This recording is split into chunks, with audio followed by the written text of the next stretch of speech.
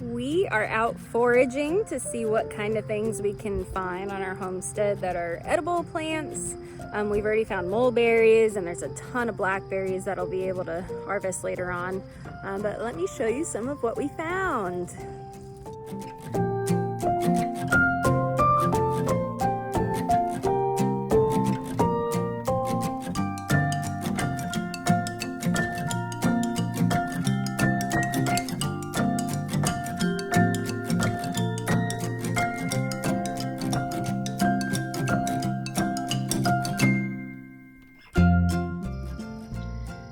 Alright, so this is a new find today.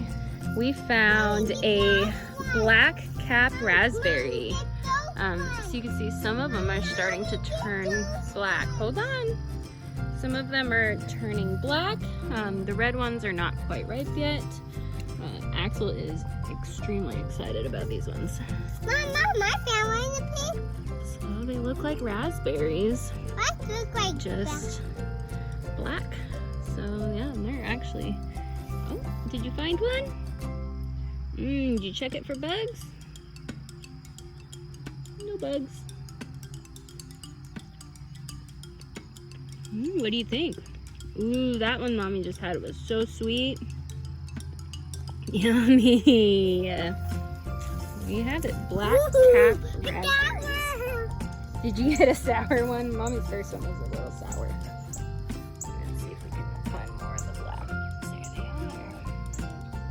are. Exciting. Soon these will all be able to be picked.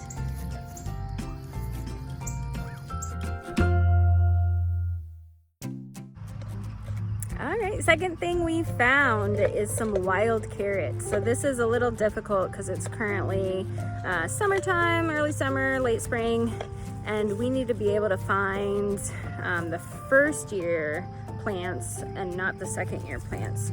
So it's easier to do in fall when you can actually see it flower, because if it's a flowery stem, you don't want that one, that's a second year. You just want the first year leaves. So let me show you what we got. All right, so this area used to be like a solar garden in the back of our property. So there's a bunch of these shiny blue rocks everywhere, but we came across some wild carrot.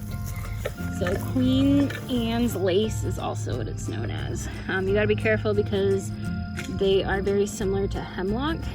So you gotta make sure you know your difference between the two. If you see that hairy stem, that means it's wild carrot and not the hemlock.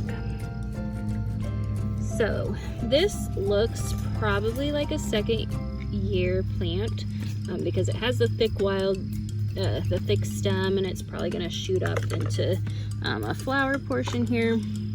So we're going to try and find a younger plant and maybe dig it up and see what we got. We might not be able to eat it this time around, but I just want to kind of see and forage and get an idea for our wild carrots. Alright, so I found some more Queen Anne's lace or wild carrot that looks like it's a younger plant. It's not stemming up into one shoot. This one is a bunch of multiple shoots that kind of meet at the ground. So if you can see that, we're gonna dig that up and see if we can find a root in there. So here we go. Alright, so I probably should have brought a better shovel because I kind of cut it when I was digging. I didn't dig far down enough. But here's an idea of what it looks like when you get to the root. The root's white, not orange like your carrots, natural carrots that you grow. But there you have it. You got your wild carrot. And I'm gonna keep looking for a few more of these. Alright, so there's that white root again. Queen Anne's lace. Make sure you're looking for those hairs so you're not picking wild hemlock. But we got ourselves a little bushel here, and we're gonna leave the rest. There's quite a bit growing over here, but we're gonna wait till fall because then the plant kind of dies back at the top and all of those nutrients go back into the root and they become a little less bitter. So until then, we'll be back, carrots, and come fall, you'll definitely know which ones are first year versus second year, because the first year will kind of look the same, and the second year we'll have those flower shoots springing up, and those will then seed and give you more the next year. You ready to go back to the house? Yeah. Here we go. Now, before we head back to the house after picking the carrots, I just wanted to show you another edible plant, the mulberries from our mulberry tree. They are right on top of us, and this tree is huge. But there you have it, the mulberries. They got the black fruits, berries that you want to pick. When they're kind of white and red, you don't want to pick those yet, but the black ones are the ripe ones. And I have some videos of mulberry cobbler, and I've made some mulberry jam. And so we've had quite our fair share of mulberries so far this season, and they just keep coming. So that sometimes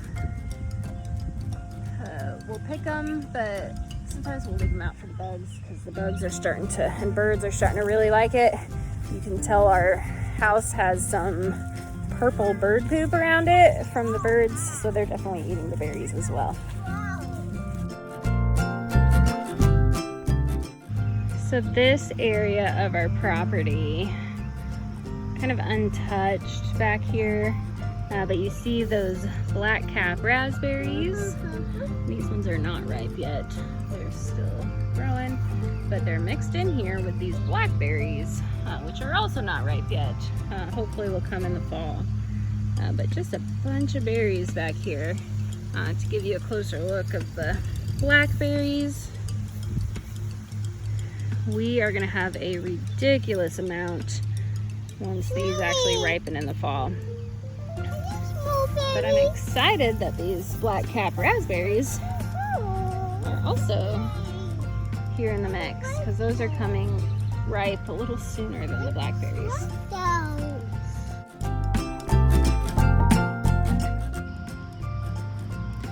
Walking around and have found yet another edible plant. These are wild strawberries, also called mock strawberries. So they're not as sweet as the regular strawberries that you find or grow. But that you can still pick them, you can still eat them. They're just a little bland and tasteless. So let me show you what they look like. They're usually found on these ground cover, and they look a lot different than regular strawberries, but there's quite a few out here, and these have been popping up everywhere for us. Let's see if I can get you a closer look. And yeah, you can pick them, you can eat them. They just don't have much flavor, so I would recommend making maybe a jam out of them, mixing them with other berries that are sweet, just to use them, but I probably wouldn't just eat them by themselves. So we're gonna actually go ahead and pick these while we're out here.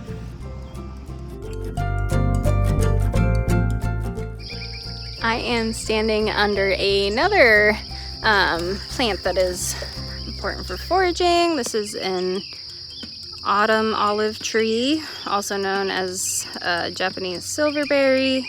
It's actually considered invasive in the United States, but it will produce berries that'll be able to harvest around September or October, and those are edible.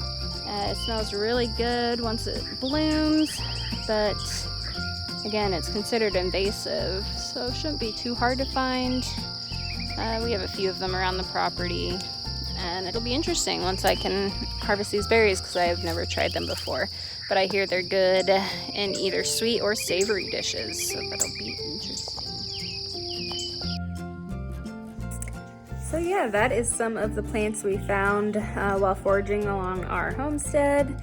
I do not recommend that you eat anything that you're not 100% positive is edible, and also maybe have somebody that knows what they're doing before you start doing this yourself. But I hope you enjoyed the video, and please like or subscribe.